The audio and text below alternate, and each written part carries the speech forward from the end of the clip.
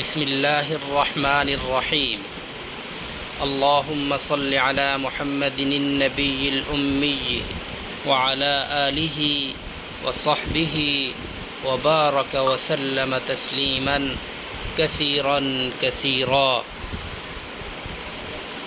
حدثنا یحیی بن بکیر حدثنا اللیث عن عبید اللہ بن ابی جعفر أخبرني أبو سلمة عن أبي قتادة قال قال النبي صلى الله عليه وسلم الرؤيا الصالحة من الله والحلم من الشيطان فمن رأى شيئا يكرهه فلينفث عن شماله ثلاثا وليتعوذ من الشيطان فإنها لا تضره وإن الشيطان لا يتراءى بي۔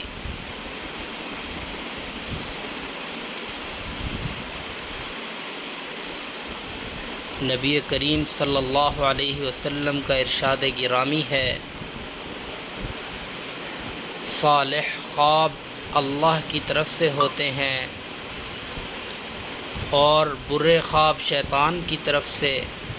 بس جو شخص کوئی برا خواب دیکھے تو اپنے بائیں طرف کروٹ لے کر 3 مرتبہ تھو تھو تھو کر دے اور شیطان سے اللہ کی پناہ مانگے۔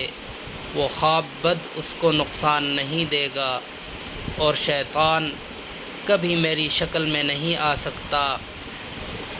رواہ صحیح البخاری، حدیث نمبر ہے 6995 6995۔ عنوان: کتاب خوابوں کی تعبیر کے بیان میں